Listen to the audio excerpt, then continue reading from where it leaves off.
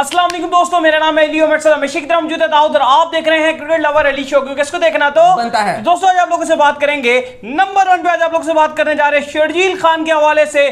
Finally कुछ good news निकल कर सामने आ रही है। दुआ मेरी यही है कि कल ये खबर जो है वो तस्दीक करके जो है इंशाल्लाह ताला सच्ची भी साबित हो जाएगी। क्योंकि आज बाबर आजम निकल कर सामने और उन्होंने प्रेस कॉन्फ्रेंस में शर्जील खान के हवाले से क्या कहा, बड़ी इंडिकेशन दी है शर्जील खान के हवाले से, वो आप लोग डिस्कस करेंगे।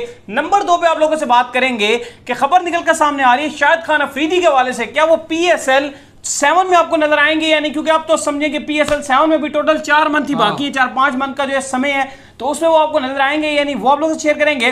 नंबर 3 पे आप लोगों से बात करेंगे पाकिस्तान में होने जा रही है T10 लीग, कब कहां कैसे और कहां खेली जाएगी ये डिटेल भी आप लोगों से शेयर करेंगे। इसके बाद शेयर करेंगे कि ऑस्ट्रेलिया और वेस्ट इंडीज के जो सीरीज खेली गई उसमें ऑस्ट्रेलिया ने वेस्ट इंडीज को ओडीआई सीरीज में पेल दिया है, वो क्या सीन है वो भी हम लोग शेयर करेंगे। नंबर 3 पे इसके बाद जो बात करेंगे पुलार बड़ा नाखुश दिखाई देते हैं अपने बोर्ड से, उसकी क्या वजह है वो भी आप लोगों से शेयर करेंगे। और इसके बाद और भी कुछ खबरें हैं वो भी आप लोगों से शेयर करेंगे। तो अगर आप हमारे चैनल पर नए और फर्स्ट टाइम तो चैनल को लाजमी सब्सक्राइब करें और साथ लेके बेल आइकन को बजाना ना भूलिएगा। तो बात का खास करते हैं दाऊद से नंबर खबर को लेकर जो निकल कर सामने आ रही है। तो दाऊद जो नंबर खबर निकल कर सामने आ रही है वो ये खबर निकल कर सामने आ रही है कि जो ये है बाबर आजम है वो आज प्रेस कॉन्फ्रेंस में आए थे और उन्होंने बड़े बड़े उसमें सवालों के जवाब दिए। उसमें एक सवाल उनसे पूछा गया जो कि हमेशा हमारा ही सवाल समझेंगे, वो था कि उनने जो साफी थे उन्होंने उनसे ये क्वेश्चन किया कि बड़ी हाइप है सोशल मीडिया में आपकी और रिजवान की ओपनिंग को लेकर कि ये इतनी तेज ओपनिंग नहीं है, जो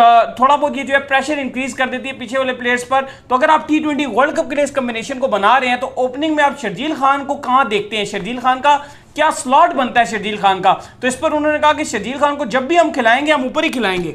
देखिए उन्होंने कहा कि हमने ऑलमोस्ट डिसाइड कर लिया है कि हम क्या करने जा रहे हैं और उन्होंने कहा कि कल आप देख लेंगे, यानी कि उन्होंने कहा है कि हमने ऑलमोस्ट डिसाइड कर लिया और आप लोग देख लेंगे कि कल जो है वो आप लोग देख लेंगे। क्योंकि हमने देखा है कि थोड़ा सा बाबर आजम प्रेस कॉन्फ्रेंस भी थोड़ी सी ढीली सी करते हैं, लेकिन उससे ज्यादा मैं कहूंगा जो मेन स्ट्रीम के आपके जो क्योंकि आप उसमें कोई भी जर्नलिस्ट हो वो उसके अंदर अपना डाल सकता है कि मैं जो उसके अंदर मतलब रहूंगा और फिर आप अपने सवाल भेज सकते हैं। लेकिन मैंने देख रहा था तो ज्यादातर जो हमारे ये जर्नलिस्ट हैं ये बहुत ही ज्यादा क्वेश्चन पूछते हैं, फुदू क्वेश्चन पूछते हैं और बहुत ही थके हुए क्वेश्चन पूछते हैं। सही क्वेश्चन नहीं पूछते उनसे कि आपने प्लेइंग 11 में कैसे ऐसी तब्दीलियां क्या तब्दीली आ रही है, को क्यों आपने जो है वो उठा के पीछे किया हुआ है, रीजन इसकी बताएं। बॉलर्स में जो है वो आप क्यों वाब रियाज को नहीं साथ लेके गए, इन्होंने मतलब असल रीजंस नहीं पूछते, बस ऐसे बापू से बाबर बताएं आपकी बैटिंग थोड़ी बहुत इफेक्ट हो रही है उसको आप कैसे बेहतर कर लेंगे। ये कैसे बाबर ये क्या मतलब ये सीरीज में जो तो इस सीरीज में आप क्या किस तरीके से बेहतरी ले आएंगे। इसके प्लेयर छक्के ज्यादा मारते हैं तो आप क्या करेंगे यार, मतलब कैसी है आप अजीब से सवाल पूछ रहे हो, जेन्युइन क्वेश्चंस ना नहीं पूछे जाते जिसका वो आंसर दे सकते हैं। अब आप ये ऐसे सवाल है इनमें वो भी कह देंगे हाँ बिल्कुल हम अच्छा करेंगे, हम उनको छक्कों को रोक लेंगे, मतलब ये कोई लॉजिक बात नहीं बनती। आप इससे ये नजर आता है जो हमारे जर्नलिस्ट हैं इनको भी पैथेटिक किस्म की नॉलेज है क्रिकेट की, बस उठ के अपनी जॉब पूरी करते हैं, ये बस वही कोटा पूरा कर रहे होते हैं। बहरहाल इनसे हारिस रऊफ के वाले से जब सवाल किया गया तो बाबर ने कहा कि अप्स एंड डाउन्स आती हैं, लेकिन हारिस रऊफ जो हमारे मेल प्लेयर हैं।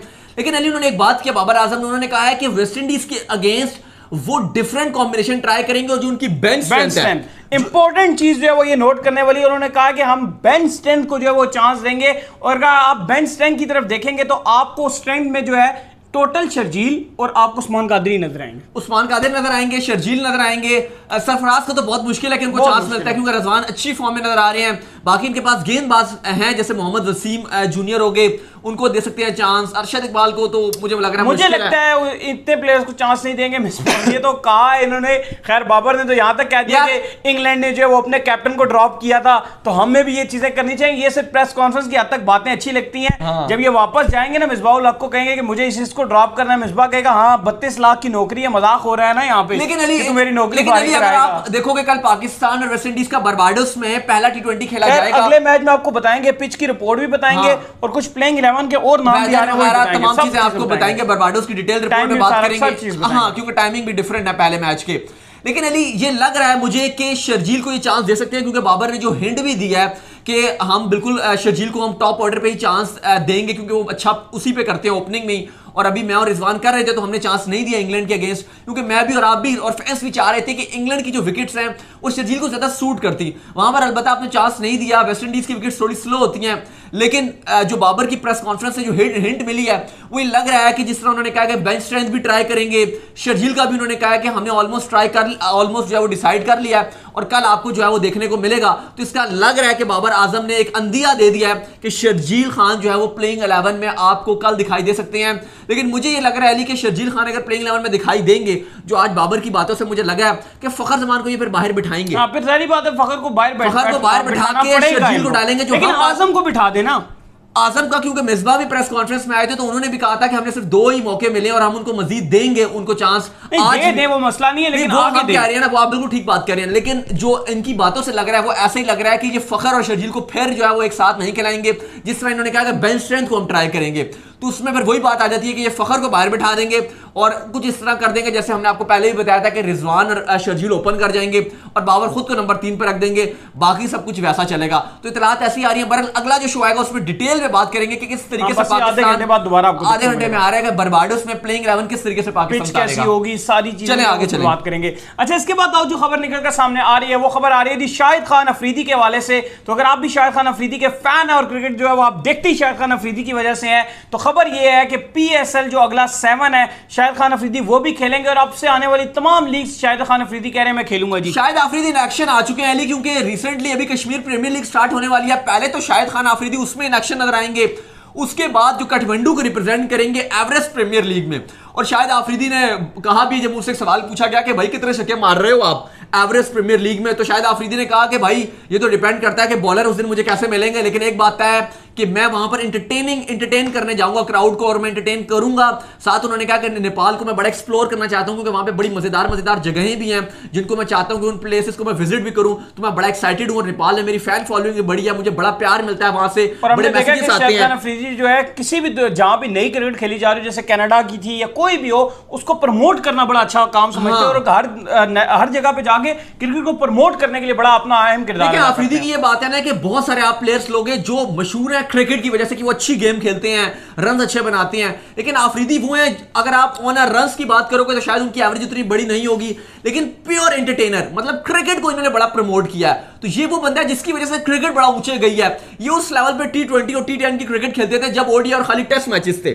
अब तो चले T10 भी आ गया, T20 भी आ गया था, फिर बाद में उनके होते ही आ गया था, लेकिन इन्होंने उस टाइम श्रीलंका के अगेंस्ट फास्टेस्ट सेंचुरी बना डाली थी, जिस टाइम कोई इतनी तेज तरीन बैटिंग इस तरह से नहीं होती थी। और अभी जिस टाइम जो है नेपाल प्रीमियर, ये जो नेपाल में खेली जा रही है एवरेस्ट प्रीमियर लीग, जब इसमें शाहिद खान अफरीदी को पिक किया गया तो वहां पर भी एक शोर पड़ गया था, जहां पर जो हो रहा था वो बिल्कुल जबरदस्त शोर देखने को मिला। यह है कि शाहिद खान अफरीदी जो है वो पहले KPL भी खेलेंगे, कश्मीर प्रीमियर लीग, फिर एवरेस्ट प्रीमियर लीग में काठमांडू किंग्स को रिप्रेजेंट करेंगे, और फिर PSL क्योंकि जनवरी में होगा तो अफरीदी की जो फॉर्म है PSL 7, तो अफरीदी की जो फॉर्म है वो अच्छी आ गई होगी, क्योंकि वो खेल रहे होंगे क्रिकेट, क्योंकि मुल्तान सुल्तान की तरफ से वो नहीं खेल सके थे फाइनल, जो आखिरी लेग थी अब दुबई अबू धाबी वाली, क्योंकि जाहिर है उनको फिटनेस प्रॉब्लम इश्यूज हो गए थे तो डॉक्टर्स ने उनको मना कर दिया था।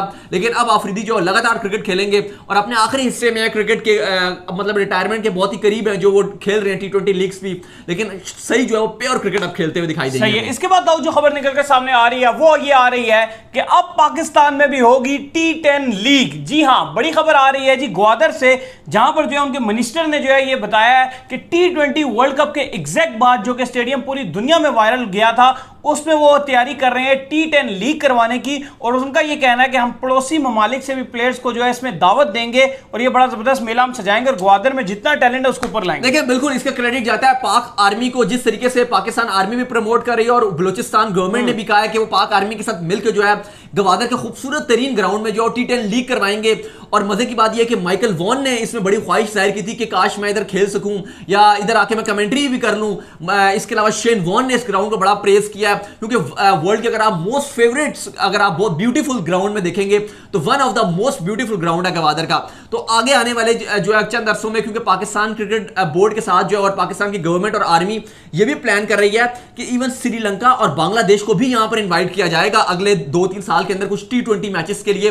इंटरनेशनल टीम श्रीलंका भी खेलेगी, बांग्लादेश भी खेलेगी, क्योंकि आपको पता है सी पैक की वजह से ग्वादर को अब पाकिस्तान आर्मी भी और गवर्नमेंट भी चाहती है कि उसको प्रमोट किया जाए, और इस तरीके से इंटरनेशनली प्रमोट प्रमोट किया जाएगा कि टीम्स भी आएंगी, फॉरेन प्लेयर्स भी आएंगे, लीग्स भी होंगे। हमने देखा है बड़े कॉन्सर्ट्स भी हुए हैं वहां पर, आतिफ असलम गए हैं, अली जफर गए हैं, बड़े बड़े कॉन्सर्ट्स वगैरह भी गए हुए हैं वहां पर। तो अब इस तरीके से भी प्रमोट किया जाएगा कि वहां पर T10 लीग होने जा रही है, और इतला दिया है कि ये वाली 21 वाली जो है वो T10 लीग वहां पर हो सकती है। तो सही है जी। इसके बाद जो खबर निकल कर सामने आ रही है वो आ रही है जी वेस्ट इंडीज और ऑस्ट्रेलिया के दरमियान। तो फाइनली जो है वेस्ट इंडीज ने T20 हारने के बाद और जीतने के बाद ऑस्ट्रेलिया को मौका दिया है ओडीआई में, और ऑस्ट्रेलिया ने ओडीआई जो है वो सीरीज अपने नाम कर लिए भजन। बिल्कुल, मैच बड़ा ही, क्योंकि पिच बड़ी खराब थी बर्बाडोस की। अब पाकिस्तान ने भी अपना कल इधर ही मैच खेलना है, लेकिन कल पहले बैटिंग की वेस्ट इंडीज ने और उनकी पूरी टीम 152 रन पर आउट हो गई, और जवाब में जो है वो ऑस्ट्रेलिया ने मुश्किल विकेट थी लेकिन फंसा के उन्होंने आखिर जो है वो 4 विकेट के नुकसान पे टारगेट चेस कर लिया। मिचेल स्टार को जो है मैन ऑफ द सीरीज का अवार्ड दिया गया, लेकिन अली यहाँ पर पोलार्ड बड़े नाखुश नजर आए और उन्होंने कहा कि ये पिच रेडिकुलस है, और उन्होंने कहा कि ये इंटरनेशनल लेवल की पिच ही नहीं है, क्योंकि पिच इतनी स्लो बनाई गई थी पिच के ओडीआई के अंदर टोटल जो है वो 250 के अंदर रन हुए हैं। उन्होंने तो यहां तक कहा है, उन्होंने वो कहती है जी कि अगर आप ऐसी विकेट से होती हैं वो इंटरनेशनल क्रिकेट की बेइज्जती है। और बर्बाडोस को उन्होंने सही, जो क्रिकेट एसोसिएशन है उसको उन्होंने सही आड़े हाथों लिया। उन्होंने कहा सेंट लूसिया से हम आ रहे हैं खेल के, वहां पर इतनी अच्छी पिचेस बनी हुई थी और यहां पर देखो उन्होंने कैसी पिचेस बना कर दी हैं। वो बिल्कुल नाखुश नजर आ रहे थे, बहुत हार्श वर्ड उन्होंने यूज किया। वो कहते हैं कि भाई इनके खिलाफ एक्शन होना चाहिए, और ये वो कहते हैं कि बात मैं नहीं करा कि हम हार गए तो मैं बात कर रहा हूं। वो कहते हैं हम बुरा खेले हैं, ठीक है, हमें बेहतर खेलना चाहिए था, लेकिन वो कहते हैं अगर हम जीत भी जाते मैं फिर भी ऐसे ही बोलता कि ये विकेट, ये जो पिच थी ये इंटरनेशनल क्रिकेट के लेवल की थी। तो सारी बात है यार, वो लव टू प्ले करते हैं कि हमें जो है वो हार्ड हिटिंग जो है वो देखने को मिले, हमें जो फ्लैट थोड़ी पिचें मिले, लेकिन ये बड़ी जो है फंसा गई ये पिच थी। खैर, इसके बाद जो खबर निकलकर सामने आ रही है वो ये आ रही है कि सोशल मीडिया के ऊपर बड़ा जो है वो कंपैरिजन किया जा रहा है। चलिए इंडिया की पहले आपको खबर दे देते हैं। तो इंडिया और श्रीलंका के दरमियान जो आज मैच खेला जा रहा था T20, वो कोविड के चलते जो है उसको जो है वो कैंसिल कर दिया गया है। यानी कि एक प्लेयर जो है वो इंडिया का भी जो है वो कोविड पॉजिटिव निकल आया श्रीलंका के अंदर, कुरनाल पांड्या जी। बिल्कुल, कुरनाल पांड्या को कोविड पॉजिटिव हो गया। मुझे तो समझ नहीं आती है जब आप एक सीरीज खेल रहे होते हैं चला के क्यों करते हो टेस्ट, बार बार क्यों टेस्ट करते हैं? आप 2 दिन रह गए तो उसके बाद ही आप टेस्ट करें, हर दूसरे दिन टेस्ट करना वो तो बड़ी अजीब। सीरीज जब एंड हो जाए उसके बाद आप टेस्ट करें, जिसको हो गया उसको साइड पे करें। ये क्या हर दूसरे दिन आप टेस्ट करते हैं, फिर मैच में बैठे हो टीवी के सामने एंड में एकदम कैंसिल कर देते हैं? ये बड़ी अजीब मंतक निकल कर आती है।